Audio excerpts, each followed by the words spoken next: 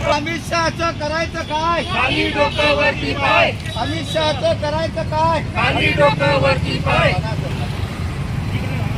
अरे मुर्दाबाद मुर्दाबाद, अमित शहा मुर्दाबाद, मुर्दाबाद मुर्दाबाद, अमित शहा मुर्दाबाद, अरे मुर्दाबाद मुर्दाबाद, अमित शहा मुर्दाबाद, अरे मुर्दाबाद मुर्दाबाद, अमित शहा मुर्दाबाद, अरे मुर्दाबाद मुर्दाबाद, अमित शहा मुर्दाबाद, अरे मुर्दाबाद मुर्दाबाद, अमित शहा मुर्दाबाद, अरे मुर्दाबाद मुर्दाबाद, अमित शहा मुर्दाबाद, अरे मुर्दाबाद मुर्दाबाद, अमित शहा मुर्दाबाद. अरे वंचित बहुजन आघाडीचा, अरे वंचित बहुजन आघाडीचा, अरे बाळासाहेब आंबेडकर आगे बढ़ो, हम तुम्हारे साथ हैं, अरे बाळासाहेब आंबेडकर आगे बढ़ो, हम तुम्हारे साथ हैं. अरे मुर्दाबाद मुर्दाबाद.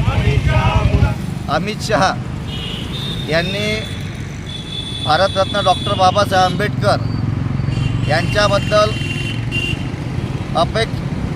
अपवार्य विधान संसदेमध्ये बोलताना बोललं. त्यामुळे संपूर्ण भारतातल्या दलित समाज बांधवांच्या भावना दुखावल्या गेलेल्या आहेत.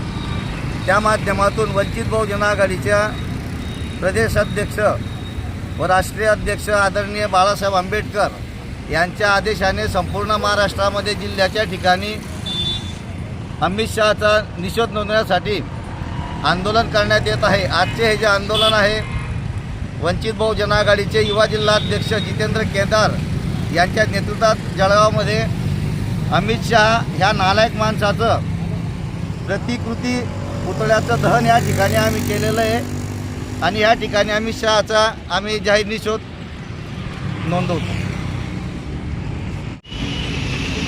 या महाराष्ट्रामध्ये नव्हे तर पूर्ण भारतामध्ये केंद्रीय मंत्री अमित शहा ह्या नावाच्या एक हरामखोर व्यक्तीने जे आंबेडकर हे नाव घेण्यापेक्षा जर तुम्ही भगवंताचं नाव घेतलं तर तुम्हाला स्वर्गात जागा मिळेल.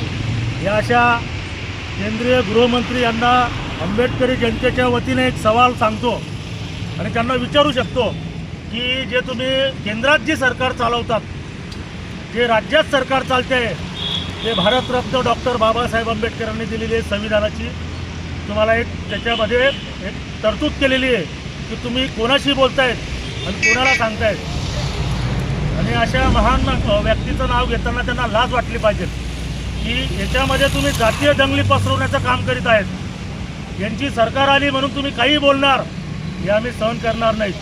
त्यांना फुले शाहू आंबेडकरांची विचारधारा, फुले शाहू आंबेडकरांची जी चळवळ आहे, फुले शाहू आंबेडकरांच्या ज्या विचारावरती सरकार चालत आहे हे त्यांना मान्य नाही. यांचं एकच म्हणणं आहे की आमच्या विचारावरती, आमच्या हुकुमशाहीवरती सरकार चालली गेली पाहिजे.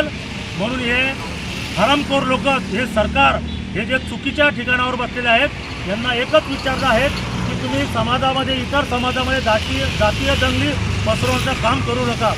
येत्या भविष्यात, येत्या काळात आम्ही शांत बसणार नाही.